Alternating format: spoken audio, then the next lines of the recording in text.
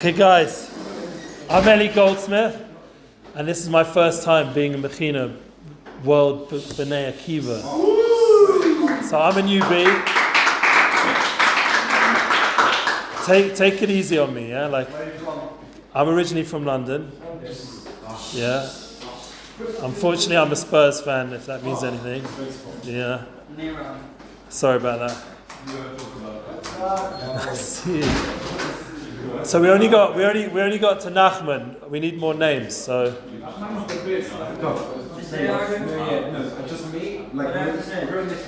say your name. Nadab from Amsterdam. That's a cool place. Yeah, I was just there a year ago. My best friend's living there. So in Amsterdam. Yeah. What's his name? Jonathan Friedman. Very private person. You probably don't know him. Yeah. Oh, no way, Friedman. Jewish? Would you guess? I went to his wedding there, so I hope he was Jewish. He looked pretty Jewish. Okay. My name's Elad. From Frat. Frat? Yeah, Frat. Wow, I'm also from there now. Really? Where do you live? But it took me a while to get to Frat. Where do you live? I live in David Melech, Sidara there. Oh, really? Where? Yeah. 65. I mean, you can come round. Next to Netzach or more towards the side? Yeah, it's more towards the Zayat. Yeah. It's been good, but we're looking to move more into the Zayat, I think. Yeah. I get it. I get what you're talking about. Okay, cool. So I've been on a journey. I've moved 10 times in Israel since I came here from London. Yeah. And that doesn't include time in yeshiva and everything. But what we're going to discuss, more than just, the Holy Land, and, I see you have a mission statement, which is really cool. Really important to have a clear vision of what you're here for. Our mission in this class is not just to discuss what, being belonging to the Jewish people. We're going to talk about intimacy, which is a really exciting, inspiring subject. For me personally, if you get into my history a little bit, you'd understand why I'm the right guy for this. Not that I've had loads of experience, because that wouldn't be, maybe I have, but the point is that intimacy needs to be discussed nowadays. It's not something which, especially for young men or young women, like this is one of the most important things on your mind. I mean, if you look at the statistics, people are thinking according to, I don't know how they know what's going on in people's minds, but there are many surveys that 90% of men's thoughts on these kind of subjects. So that's a pretty important statistic to know that a lot of your energy is going in this sugya, as they say in the Jewish world. So we only got halfway with the names. Let's get back, finish off the names, so I know somewhat who you guys are, and then we'll get into the intro to intimacy. What's your name? I'm Mike. Mike?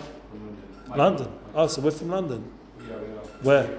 Edgware. Me too. Yeah, really. I'm going to be in Edgware this Thursday night. Yeah. What's the family?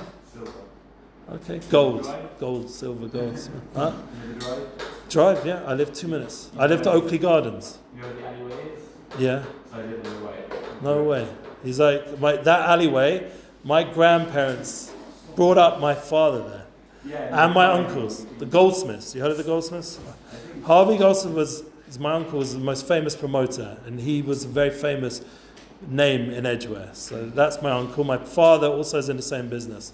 So I grew up in the music business and entertainment business. So we're going to talk about intimacy, but we're also going to talk about how, entertainment, media, all that kind of stuff, all the stuff we're into. I'm obviously a bit older, but I try to keep myself relevant as much as I can, and maybe you guys can upgrade me a little bit. So Michael from The Drive, that's really cool. I'm going to be walking that street probably Friday morning. So next. Akiva. Shomron, yeah. Guy behind, sorry. Danny, you already got you. Danny, New York. You're tricking me now. Okay, it's all good. We're going to be cool with each other. What's your name?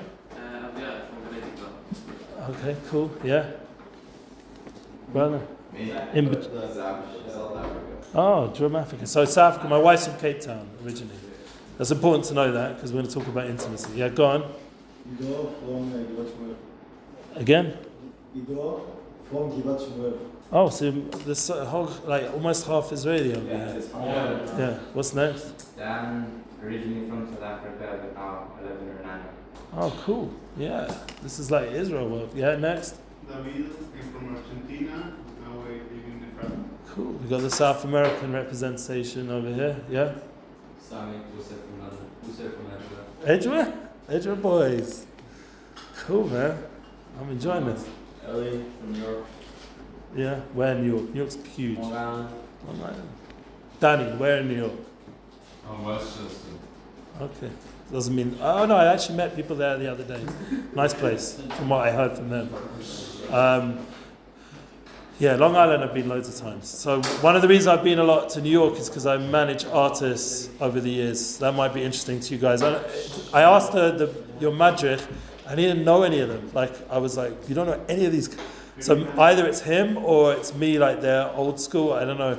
Like Nissim Black, for example. Yeah, of course. You guys know who he is, yeah? Yeah. So I worked with him since 2016. So, you know, he's one of my boys, and we got to know each other 2011. But let's go back now. We're going to start the intimacy. You know, he'll come up in the stories. We've got like about 10 or 12 sessions together, so we'll get back to Nissim. But many years before, growing up in Edgeware, since some of the guys know what that means, I was a bit of a North London secular guy, like not even like traditional.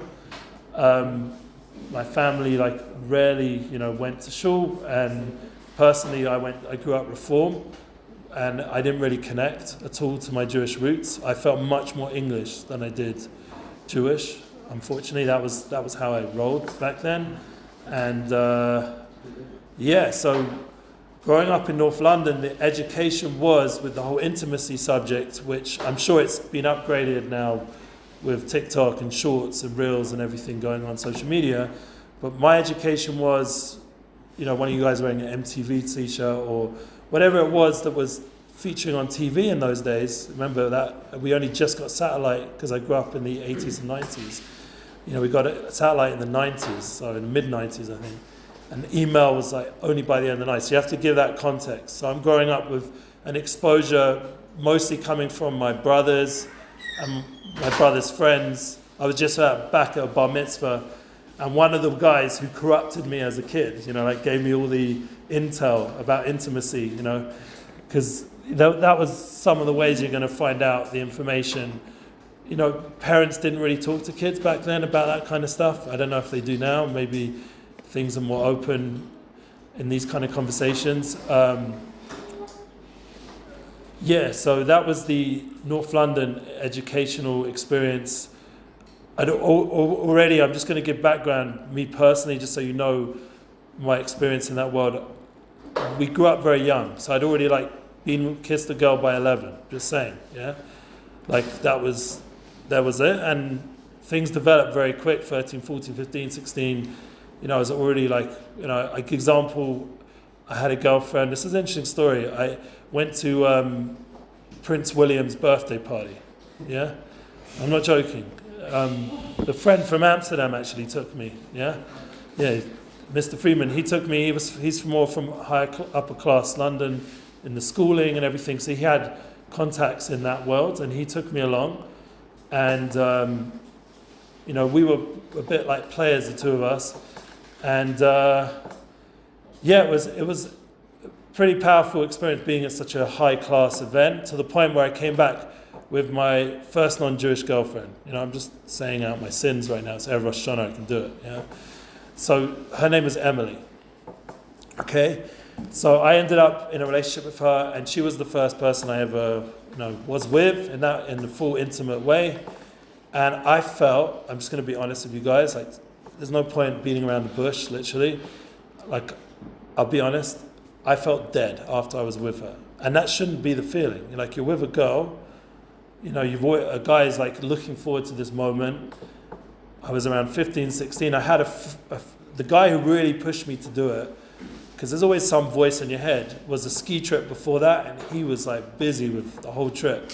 And he was pushing it into my head. So once I had the opportunity with this girl, she came all the way from central London, because she lived in like more like posh area of central, and I lived in the suburbs. She came all the way, and I felt terrible afterwards. Like I felt like I'd lost something. Like I didn't feel good, and I had no context. I had no Jewish education other than basic reform, whatever that meant. Like the most basic, I could hardly read Aleph Beis.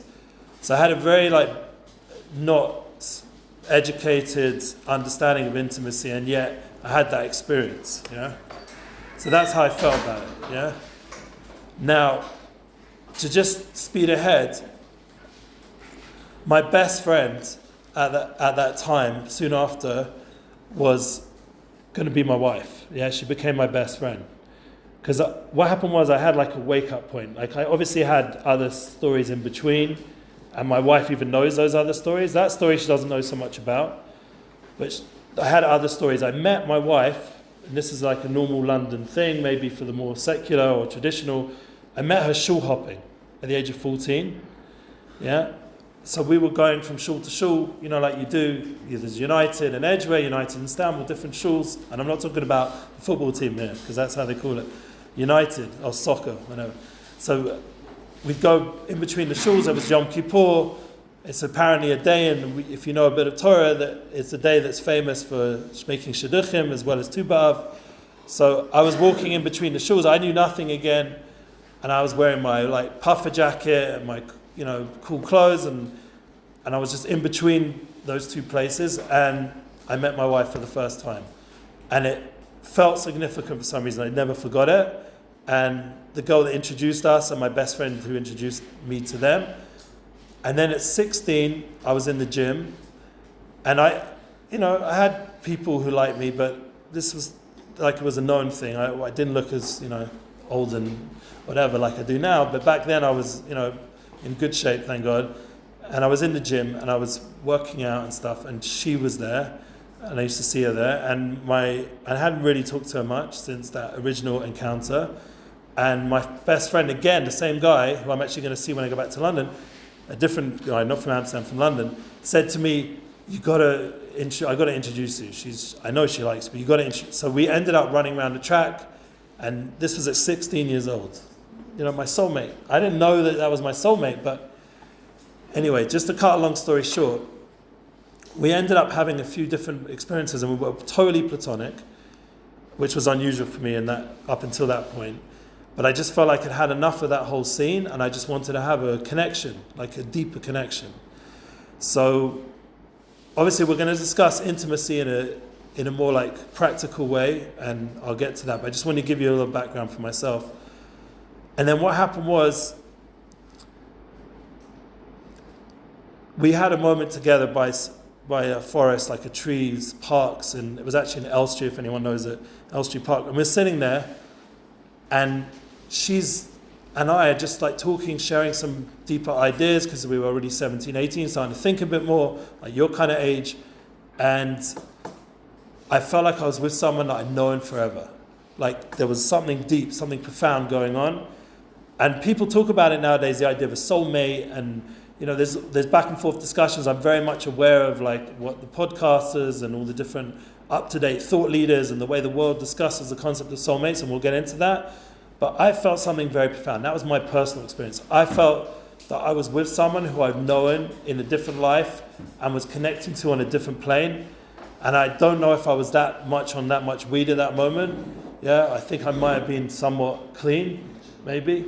And so I was just like, this could be the girl. Something deep about this. But we stayed friends once again. And we carried on like that through university, and she saw me break up with a whole story. We'll get into that story if you're interested. It was an interesting relationship because it teaches you something also deep. We're going to talk about intimacy.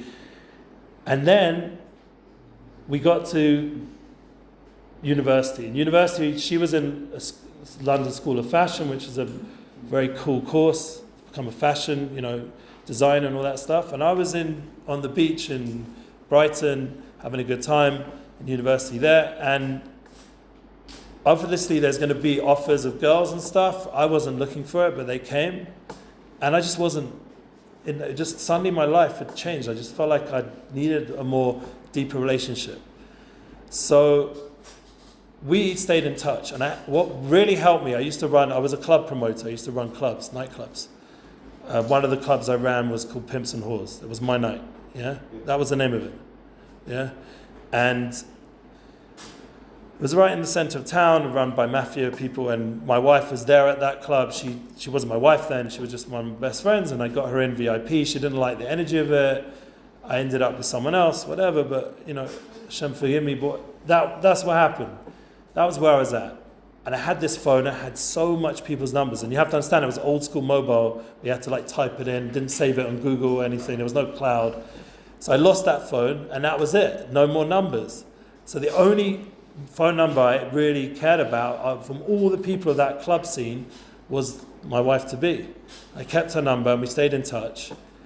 And she ended up in Israel, in Neve Yerushalayim.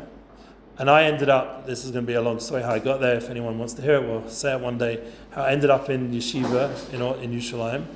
And it was just a matter of time until I was ready and she was ready. And we went on it was my first date with any shidduch or girl or anything like that in that world, in the religious world. And I went on my first date, and 5 dates later we were already engaged by Tu B'Av, and by Hanukkah we were already married. This is 2001.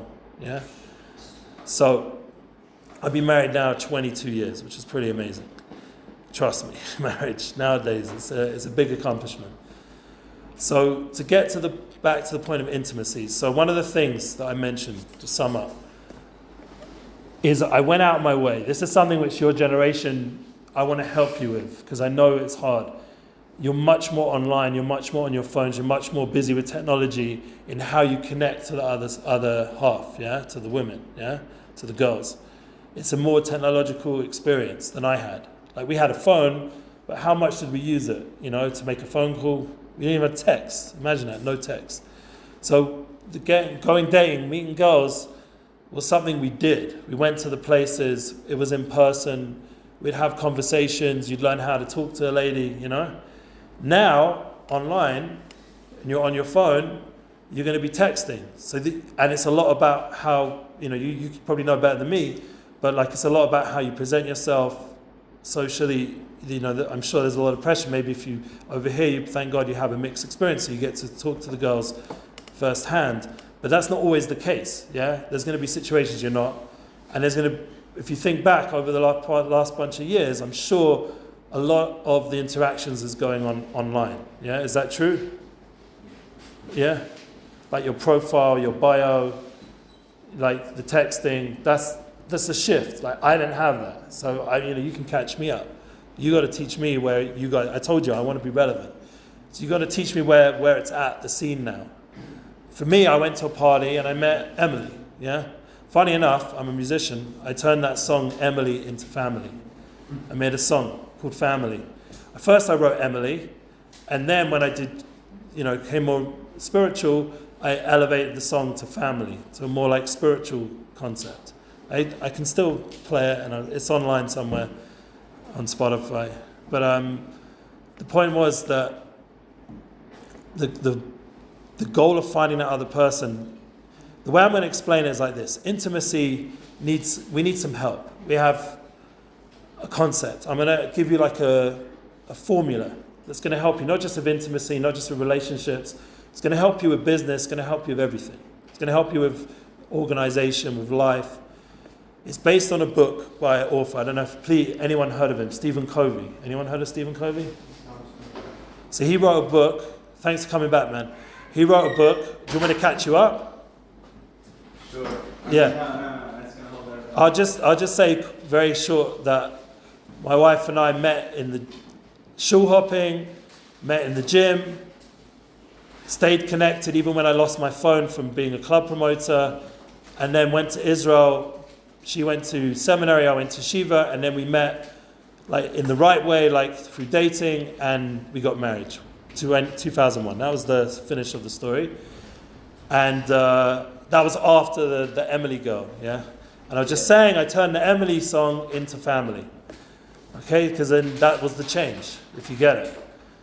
Okay, now we're going to go into these 10 concepts. Stephen Covey wrote a book called The 7 Habits of Highly Effective People. Very good book, recommend it.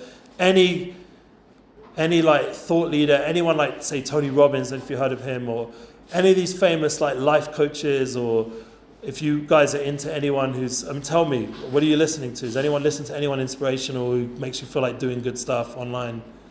I don't know, Gary Vaynerchuk, or is anyone, Andrew Tate, yeah, obviously. Anyone who's got anything worth saying, I assure you they've read his book. I can almost guarantee it. And also in the rabbi world, you'd be surprised how much rabbis have read that book as well, especially Chabadniks. It's part of their literary. When Chabad read the 7 Habits of Highly Effective People. I'm not Chabad, but I'm just telling you, it's a known thing. And there's many other famous educators who read it. Why is it so helpful? Because it was the original book to get people moving. But I found in it 7 helpful universal principles that we can all connect to. And it doesn't matter, Jewish, not Jewish, it's just truths of life. And it's something that will help us with everything.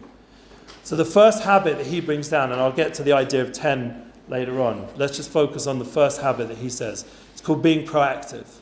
Hey guys, someone answer me here. When you're being proactive, what are you doing that's different to being reactive? What's the difference? Thinking. Huh? Thinking? Yeah, thinking about what Yeah, you're not just reacting, it's not impulsive, very good. It's proactive, it's positive. You're initiating. Remember what I already said this before. You're going to initiate these relationships. There's no point sitting there texting and keeping that distance. If it leads to actually something, maybe, but you have to initiate the relationship. That's the first thing, which our generation and you guys now, supposedly from what I've heard, and from my own children, has become more of a challenge. The truth is, in Israel, you're lucky. Because in Israel, there's amazing social scene. You agree with that? Like there's places to go, everyone, they're not sitting in their rooms like, just gaming the whole time or whatever. Like people are going out. It's a good social scene in it. You agree that? Agree, yeah? So you're initiating relationships, which is good. Much better than what's happening to a lot of the world, where they're just reacting to someone's text. They're reacting to like Andrew Tate's an example, like the amount of reactions that comes off that guy. Anything he says, it's like it makes ripples in the whole world, either good or bad. Yeah. So the whole thing is we got to figure out how to have relationships that are proactive. That means we got to go out of our way to figure out what does that other person want that they would be interested in me.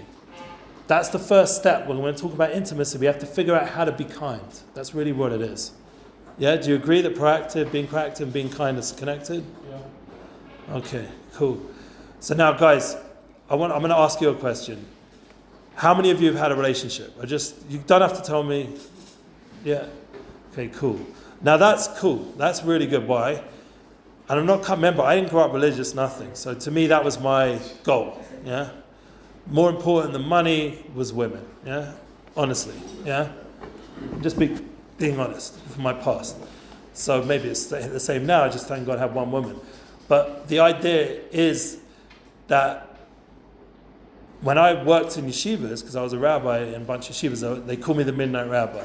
One place called me the Xbox Rabbi, because I was good at Xbox, but the other place called me the Midnightrabbi. That's a whole story, you can Google it. Anything I say, by the way, you can Google. It's all online. I've talked about it before.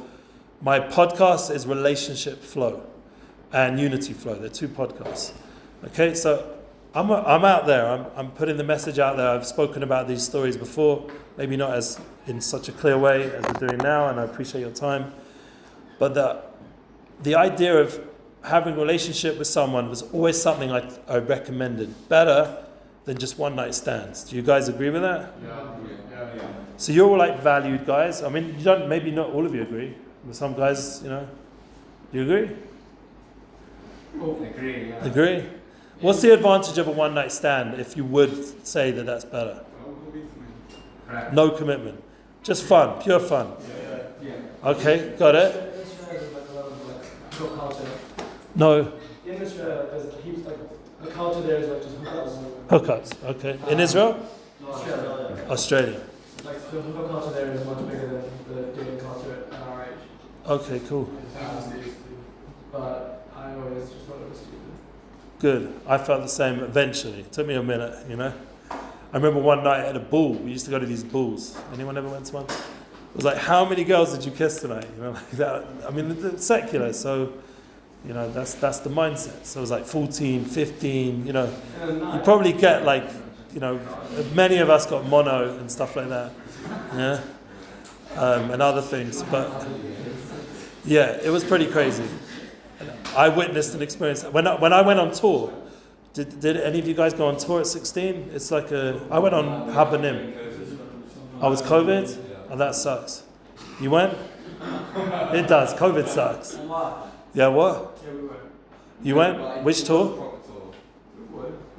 Which tour was it? Tour was 16 years old. They take all the secular Jews and traditional Jews, they take them in a group. Habanim, Noah, Bnei Akiva have at 16, and you come and tour Israel. I'd never been to Israel before. That was my first visit to Israel.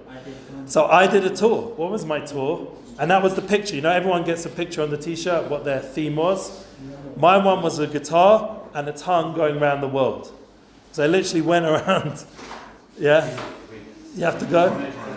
Okay, you guys are stars. By the way, just to give you a heads up, I have recorded this. I want to be transparent. And I'm not just audio, so they won't know who your faces are, except for Michael Silver. You came up, sorry. You're okay about that? How you doing? Okay, but yeah, it's going to be on. I'll figure out, who do I send it to? Send it to one of the staff in the same. Anyone. Okay, but the good news is, what I'm going to do, I'm going to put a link where I put a more informative part to this, where there's more information, like more spiritual Torah, like sources of what I'm saying. So it's not just me just... I want to listen to the rest of it. Yeah, exactly. All right, you guys are stars. Nachman, have a good one. I didn't forget. Okay, so remember, this is only going to be every so on. We're going to get together, but so I want to leave you with something to think about. So, for the sake of those three who just left and everyone who's here, and one of the things I have when I taught, even if one guy was here, I'd still teach. Yeah, because I personally believe that we're all souls. So when you're during a time like Corona, yeah. Brother, you're in Corona and you can't do the normal things. I actually talked to people in person. It was the most difficult for me. I'm a more extrovert guy. It was painful, yeah? Being stuck in like these, you know, in your little apartment, especially in Israel, you know, and you can't like do as much as, it's not like you have your nice huge garden or whatever, like in the rest of the world. So, yeah, it was rough. And the idea is that we're connected. When we're teaching, we're learning, we're connecting in a way that's beyond just what we're doing now. Remember I said, I met my wife, I felt a soul connection. So I feel that also with you guys. And then there's all the souls you're connected to. I believe in that. I'm a very much spiritual soul kind of guy. Even when I was secular, I always felt that, like deeper vibe with people. You know, there was an aura around people. I read a book called The Celestine Prophecy. I don't know if you ever heard of it. But it was all about how people have a light around them. There's like more to people than just the physical, the material. So that's part of my like belief system, yeah?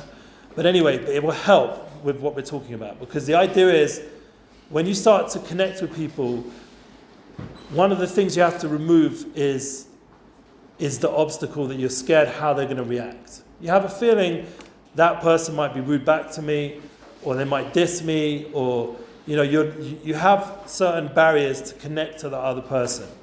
Now, in relationships, like finding a soulmate, and I'm happy there's a good crew of guys who've had experience, but not just that you want to have relationships. You don't want to just have the hookup culture. That like means a lot to me personally. Because the hookup culture, even though it's fun, I'm not going to deny, yeah? There's no denial. But it like I said, it made me feel empty. Even this girl who was actually quite committed, but it just made me feel empty. Like it wasn't going to go anywhere further. Because in the end of the day, I knew I'm a Jew, and I knew I had to marry a Jew. And when I had those kind of hookups in university, one girl tried to hook up with me, and she wasn't Jewish. She was actually a cousin, which was really freaky, yeah? But it's a long story. It's a long story. She wasn't like a cousin I grew up with. It was one of those second cousins who I only found out once I met her, that she's this family that my family had never spoken to. So I didn't know that, you know? So, but eventually it came out, and her mother had Reform converted, so she wasn't really Jewish, according to, you know, Orthodox or the mainstream Judaism. So now I had to work out, like, she really... Huh? Did it happen? No. She like pinned me down in a park in Hampstead, if you know, Garden Suburbs, nice park over there, and I didn't go the full way. She came to my university. She even flew to Israel. Like, I don't know, I must have looked better than I do now, but she flew to Israel.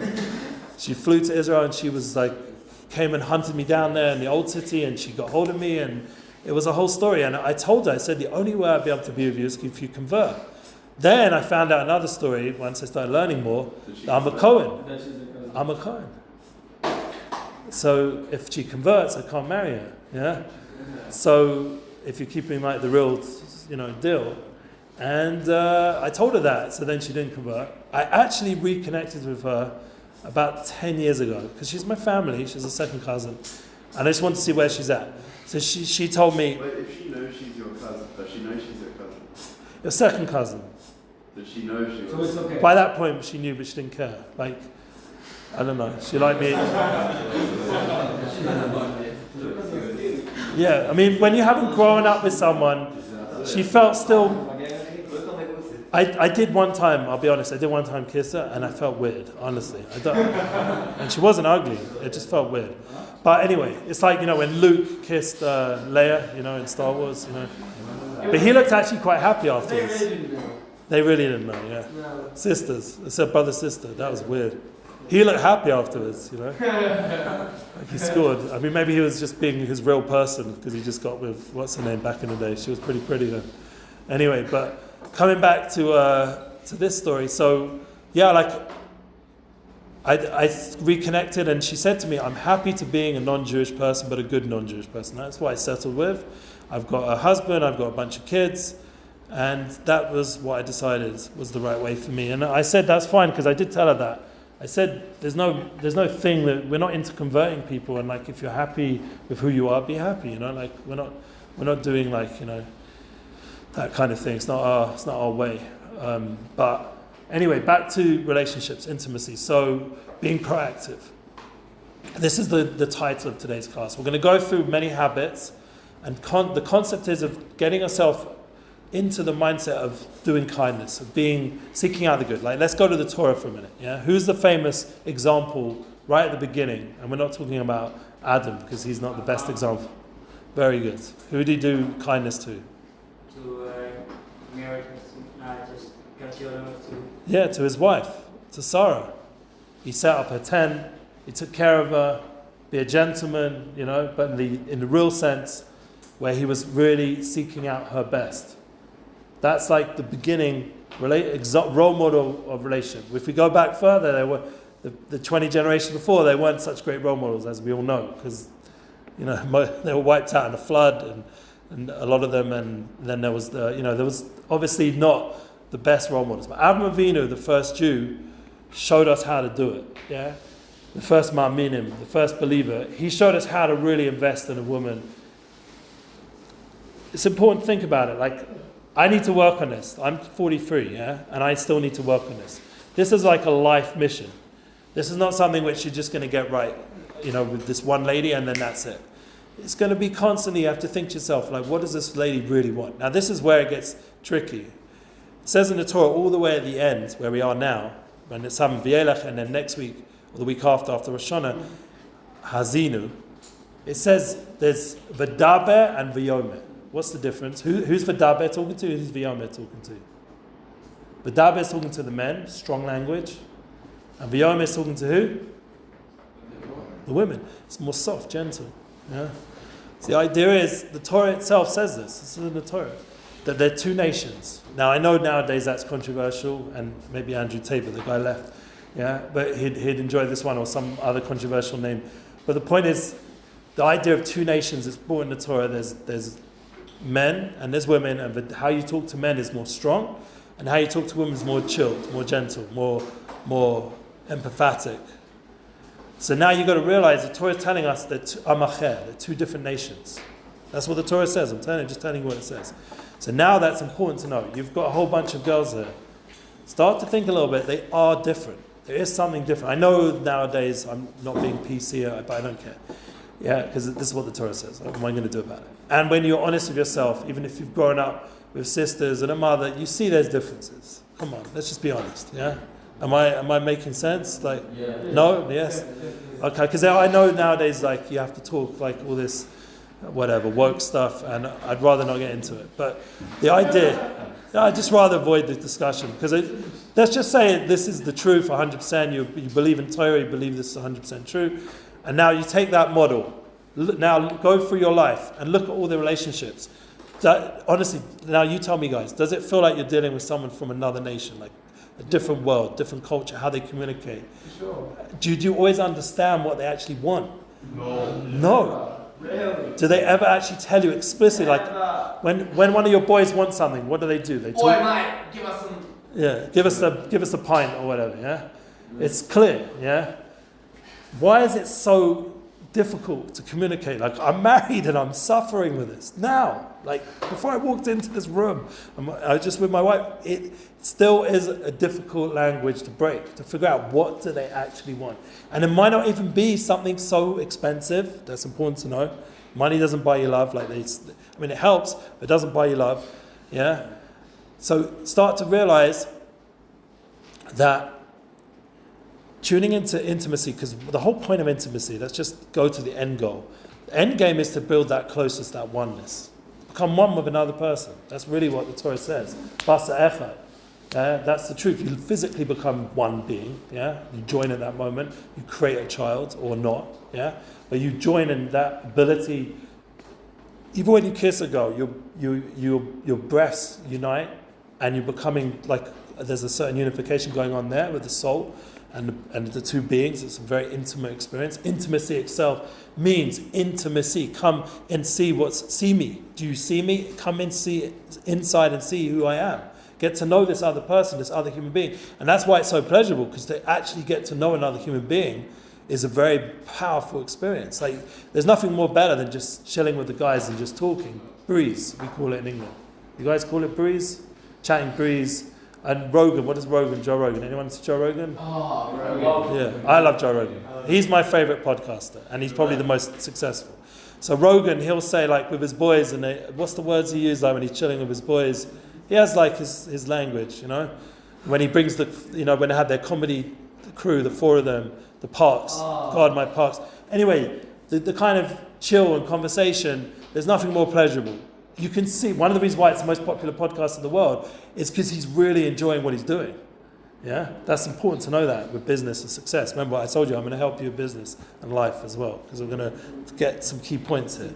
So enjoying what you're doing, having that kind of intense pleasure of connecting with another person.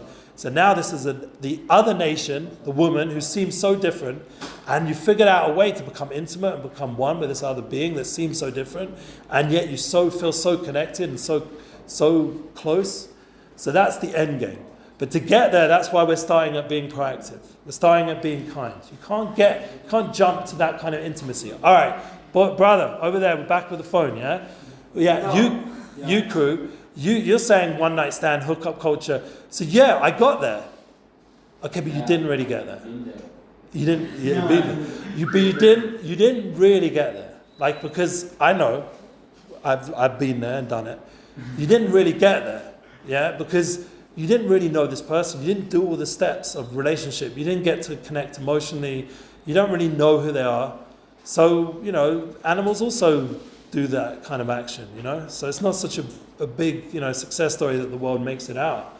Yeah, the point is to get to know someone. And if you listen to the real people who understand how the world works in the world, and I'm not even saying Torah people like Tony Robbins, he says 90% of intimacy is emotional. It's only 10% is it actual physical. And he's not including spiritual in that equation or mental. He's just including like those two levels, emotional and physical. So emotional is a lot of communicating, yeah, and it doesn't always mean words.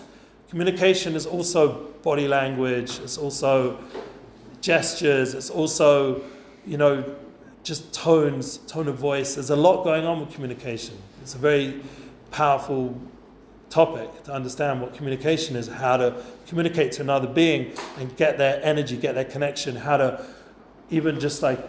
There's even the way you position your arms and legs. Everything has significance in terms of when you're really bonding with someone. And obviously then there's levels of intimacy, and we'll get into it hopefully down the road. It's not just straight away the final thing. No woman wants that, trust me. If they do, they're a bit sick or something. They've something's happened to them, like they got abused or the mental illness or something. Because no woman just wants straight to the point. That's just a rule. Yeah, there's levels. Even physically, it doesn't work that way, unless once again they're sick. Yeah, I'm not saying there's always exceptions. Yeah, but exactly the foreplay. But I'm not just saying there's the emotional. There's something which is even before the foreplay. And then there's the whole idea of, like we got to Avram and Sarah. Our whole people come out with this. We begin with this kindness, this caring about another person, showing that they're important, going out your way to connect with them, being proactive. And it's going to happen. They're going to say stuff to you.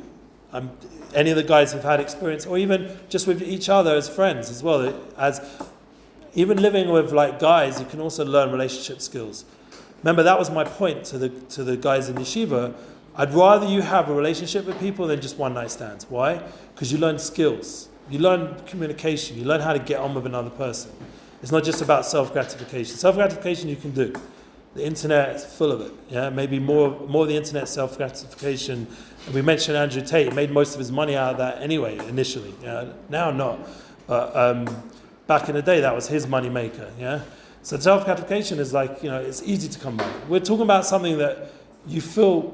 And this is important. Stephen Covey says this. I want to just show you some wise words that he says. Yeah, this is the last 10 minutes. So anyone has any questions, we'll end off with that. We've got another 10 minutes. This is my last point to end off the class. All you guys want to be happy, yeah? Agreed, yeah? Yeah. You want to come to Israel, have a good time, or if you live here, you want to be happy in the Holy Land, yeah? You hold it's holy, I hold it's holy. It's a happy place. Fine, there's trauma, there's crazy stuff going down. But bottom line, we still want to be happy, yeah? Whatever that means. And one of the ways we think being happy is with another partner, having a partner, yeah? Having someone to connect with in life, share your depth. I mean, the amazing thing is with me, I'm blessed, because I have my whole journey. From the age of 14, she saw me, and she knew my friends, she knew my context, and she saw me at 16 in the gym, and she saw me on tour, even though we never connected when we were traveling around Israel, and she liked me then, but I was, in my group with my people. And then she saw me, came to visit me in university, and when I went in my VW camper van, and when I used to run clubs, and when I used to go to concerts, because remember my family in the concert business.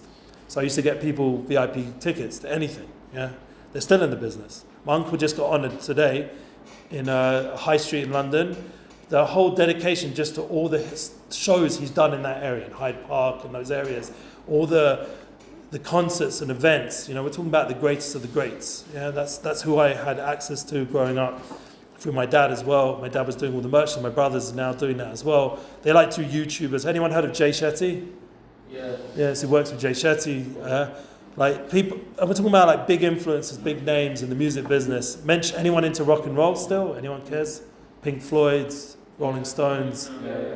So that's my family. Like they were their first promoters. They put them on from the 60s all the way till still in the business, So that's where I come from. So I would bring my wife to those kind of things, and anyone heard of Jeff Beck? Jeff Beck. So my family just did a dedication concert for him at Royal Albert Hall because he just passed away. Yeah, and they did people like Eric Clapton were there, like big names. And my uncle put it on. My dad and mum were there. This is a few months ago. So I went to the Jeff Beck concert VIP when I was in yeshiva with a black. Then I used to wear I was more Haredi. I went more Haredi. So I had the black hat and the black jacket, and I went all the way to Caesarea. Who drove me there? Anyone heard of Puff Daddy? No way. Yeah. No, not Puff Daddy. It was Puff Daddy's old hip hop artist from back in the day with Jay Lopez and all that. It was Shine. Anyone heard of Shine Poe? Shine Poe, I was his man. When he came to Israel, Shine Poe, you can Google Shine Poe, even with my name, and it will come up. New York Times article and a Rolling Stones article just came out recently about this whole time period. I told you, everything's Googleable. So or whatever you use, DuckGo, I don't know, because if you're listening to Joe Rogan, you like the other one, DuckGo, what is it called? Not Google, the other one, yeah. But anyway, Shine Po drove me to this concert, a Jeff Beck concert, and I got him in, and I sat down next to the promoter. I walk in, I'm wearing my hat, all the lights went on us, and they're like, who is this Haredi dude walking in with this cool black dude with the sunglasses in the middle of the night, walking in like middle of the show, sitting down next to the promoter. Who is this dude? So people come up to you. Matisyahu, it was back in the day, Matisyahu had more of a beard and stuff. Anyway, it was a funny experience. I'm just throwing that in for like fun. But the point was, one other point, my wife told me to stay away from that dude, by the way. Like, she just had a feeling that he wasn't a good influence on me, as you can imagine. I ended up like in some crazy nightclub with the Def Jam promoters, thanks to Shine Po. Like, my wife wasn't so happy with my connection to him as a religious, married man. It was getting a bit wild. But anyway, to cut a long story short, what I want to say to Stephen Covey. Stephen Covey said, he starts with this idea of being proactive, then he gives you a tool how to be happy. He says, what's the key to happiness? Now, anyone can guess it. A woman. No. Be happy with your lot. Be happy with your lot. It's a good one. It's almost close. No cigar, but close. Anyone else? Gratitude. Very nice. I like it. I agree with it, but that's not what he says. I agree with you, what you're saying, and also you. But he says a different thing. He says self-restraint. Who would have thought of that? I never would have thought of that. And he's not some religious Jewish guy. He actually was a religious, non-Jewish guy. But he prayed, he believed in family, he had a lot of good values from the old world, that's what they call it nowadays. By the way, any one of you guys see that Oliver Anthony song? Anyone here? No? I'm too old. He was just on Rogan. He's a cool dude. Yeah, just check it out. It's a good episode. But what was I saying? I'm being a bit ADHD. The point was self-restraint is the key to happiness. So how does that work in intimacy? I'll tell you a very, very deep secret. It's not about pleasuring yourself. It's not about hookups. It's not about self-gratification. It's about pleasuring someone else. And that takes self-restraint. Even in the act, it takes self-restraint. Yeah? Do you get what I'm saying? And then all the more so all the way down to your own life daily, 24/7, when you're not with a woman, just how you live. Because if you think about it, once you've mastered yourself, you're now a master. You're like one of these like kung fu legends like Bruce Lee or something. Because you're a master of yourself. No one's ordering you around now. You're in control. So then it does connect into being happy with a lot. And it connects into then, obviously, you're going to be the kind of gratitude kind of guy. You're going to say thank you and you're going to appreciate things. Because you're now taking more focus of what life's about. So that's a very important principle that this non-Jewish writer wrote in this book that connects into what we're talking about being proactive. Because it's about doing kindness to someone else. It's about being a no-sin. Who's the ultimate giver? And we're not Avram. Who's the ultimate giver? God. So he's giving us an opportunity to become godly, to become a giver. And that's a cool way to end the class. And now we're going to do questions. Anyone have a question? Yes. Do you think you can be in a relationship with someone that you only been hooking up with? It can develop. Yeah, will that never work? So from my experience, my wife, I can't believe it. She would have. She told me this, and I hope she doesn't mind me saying this publicly, but she would have. She was a virgin, which is a miracle. We went to some good nightclubs, and she's hot as whatever in those days. And sorry to talk about this, but she's a holy woman, but I'm just saying, but she never did anything with anyone. She was pure, like a basula, virgin, whatever you call it. And she would have ruined that for me. That's what she said about it when we were friends as a teenager and upwards. But I didn't. Something in me respected her more than that. But she also had a tough brother as well who probably knocked me out if I did it, and that's probably helped. And that probably protected her from a lot of guys. But yeah, her twin brother. But the point was, we never had that kind of relationship of hooking up and then to the next. So I don't know, but I can imagine, yeah. My answer would be, yeah. Because I've been around. I've worked with a lot of guys. I've been around a lot of young people. I've been around a lot of just dumb people, in the world. And yet, it can develop into more. The only thing is, if you've really like milked it, literally, like you've done everything. That's what I'm saying. So then you've used it up a little bit. Like, meaning but the truth is, if you understand, we're going to get to this later classes, so it's a good question. Intimacy, there's levels and levels and levels, Ein Sof, no end. Really, it should never really, if that really is your person, then it should never run dry, because it's a journey together. It's beyond just, the physical, the different, whatever they call it, maneuvers and stuff, yeah? It's beyond that. It's a journey on a soul level. You're experiencing something really profound, and everything in life becomes around that relationship, So it doesn't have to be ever used up. So it's a possibility. It just makes it harder. It makes it harder. And now I'll explain another time why it becomes harder. I don't think it's for this class. We'll save it for the next one, I think. The next class we'll talk about why it gets harder when you've hooked up with someone and then now you want to make it more serious. We'll talk about that. It's a good question. Anyone else? Yes. At what age do you stop fooling around? Like how did you become serious? Stop everything. So this is a really good question, and I thank God have a good story. Yeah.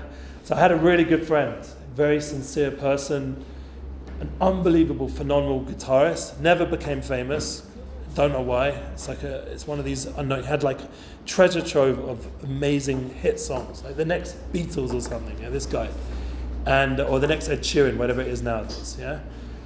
And he used to sit in his room. He never got anywhere. He had long hair. His family were hippies. And I'd come around there and we'd just jam and connect. I wrote a lot of songs with him. We did a lot of bands. He ended up going to music college and he ended up not working in music at all. And I still talk to him. He's a very sincere soul. He said to me, and he's the kind of guy, when he says something, he's not just talking, he's not showing off. There's no ego. It's just a pure soul sitting in the middle of London and a cigarette, the whole room smelled of cigarettes because of his mother, and he's just this unusual guy. Says to me, Eli, he says, I don't masturbate. I said, what? He says, yeah, I don't. I said, and it would be good for you if you don't as well. He said, there's energy there, and I don't want to lose it. I keep it to myself. And he's not religious, nothing, no Jewish, no. He's Jewish, but he's not religious at all. I went to his bar mitzvah, but it was bacon and eggs afterwards, So he's like, I just want to keep that energy in, and it gives me life. It gives me feeling of, it's good for me, and I don't even know if he's married now. I don't know where he's holding now. It's a long time, but the point was that the idea of that kind of concept suddenly went into my head. I also stopped watching TV. So nowadays, I suppose it would be whatever the version is now, being addicted to Netflix, binge watching Apple TV. I don't know, whatever it is that your thing is. So I stayed off media for a while, and I just allowed myself to start to connect to nature, like you're in the Holy Land right now. I allowed myself to listen to classes, to connect to people. I started talking deep, and bit by bit, my interest in that whole sexual vibe, as I said, it went down to the point where even when girls were hitting on me, I wasn't interested. So that really, the combination of holding back from masturbation and not watching, being so immersed in the media culture, and being more out in nature and being more creative, and starting to talk more on about relationship, more less hookup, more connection. Yeah. Why are there so many rules with being Bnei and that kind of stuff, and being with women in private rooms? Oh, in the Jewish religion. In the Jewish, all right, we've tried not to be so religious today, yeah, but men to be woman goes for a man will go for the woman. Yeah, so that's a beautiful question as well. Thank you. The idea of yichud, it's called let's just say the word, yeah? Seclusion in English, very good. So, you guys know your stuff, yeah? I would love to know what you're watching. It's probably better than me. No, it's Nachman for raping women and he's crying because they're fucking honest. He's crying because he's missed the class. That's the real reason. Yeah. Okay, so the idea of yichud, of seclusion. Look, I'll give you a story. I think stories are the best. Sorry, it's just the best answer. Your stories are amazing. Thank you, I appreciate that. So I was in university. I really appreciate it. It means a lot. I was in university. Everyone needs encouragement. Everyone, trust me. I was in university. I was living at one point with an Arabic guy. Actually, before that, I was living with a guy who was, I would consider, I don't know if you know who Esau was, but he was like the reincarnation of Esau in our generation. Like, this guy was dark, evil, like messing with my head, got me addicted to everything and anything. He was like my devil, and I managed to get him out of my place. I managed to purify my apartment in university from him, and instead came a more religious Arab. It was more my thing at that time. I was getting more spiritual and stuff, and he was into war and weapons, this, that. Anyway, so comes round that same girl. Good, we've already brought her up before, my second cousin. She comes round to university, so you've got the context. You already know a bit about her. And she comes, and I'm like got this book, and she draws this picture of herself, because I've told her, like, I've made it clear, like, I'm not getting with her, but somewhat. Anyway, it's to the point where one time she came before, she slept in my room, so she was trying it on the whole night, and I was just like, no. So she was insulted. So she drew this picture about her not looking nice. She came back, and then I said, this time, I'm sorry. I told the Arab friend, his name was Mohammed Tal, said, come into my room, and I made her sleep in the other room. Okay? And how did I know to do this? Not because the last time when she was the whole night was bothering me in the bed and stuff. It was like, some of you guys would have enjoyed every minute, but I was just like, I said to her, if you want to marry, if this is a real thing, I'm into it. But if it's just us hooking up, I'm not. I'm just gone past that already. Yeah? So she was like insulted, for a girl that's very insulting. But I moved her out of the room, she accepted it, and as I said, she followed me to Israel, so obviously didn't put her off the idea. And I had a Kitzur Shulchan Aruch. I had a book of halacha I picked up in Israel when I went to Israel during that year, and it got more spiritually turned on. I brought back a few books to university. I had my whole music collection. I put that to the side. We're talking about, in those days, imagine like thousands of playlists. So I had thousands of CDs. You know what CDs are? Yeah. So I had, and records as well. And I put them all to the side, and I put my books, the Tanakh, Kitzur Shulchan Aruch, Mesilat Yesharim. I gone crazy. That's what my parents had thought anyway. And they even came with a letter on Shabbat. They drove down to university because they were like, what is going on with our son? And they drove all the way down with a letter from Emily, because they wanted me to hook up with Emily, anything to get me out of being with this religious stuff. They were completely against it. They handed me the letter on Shabbat. I said, I don't know if I can read it, because you've like driven all the way to give it to me. So I don't even know if I ever looked at it. I don't think I did. I just think I threw it out or something. Anyway, but the other girl, the second cousin, I learned in the book, Kitzur Shulchan Aruch, and it said, you cannot be alone with a lady. And I experienced the power of not doing it. I experienced that energy between a man and woman, that's obviously, we're getting very spiritual here, you asked for it, that it's very powerful energy, and it has to be in its time and place. And this was not the time, and this was not the place. And when you're alone, I'll give you one more story about this, because it's important, and we'll end off, unless anyone has anything desperate else to ask. That when I got engaged to my wife, now there was mad energy between us. This is important. You should have attraction. Really, really important. Yeah, I don't agree with this like more rationalist like way of relationships. You've got to be real. You've got to have attraction. You've got to have energy between you. Yeah, so it's very important. So we have mad energy between us. Like back then till now, thank God. It grows, hopefully, if you do it right. And the energy was so intense. It was Friday night.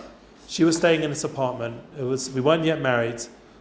And we were sitting there alone, and we'd left the door open, like the halacha says, keep the door open.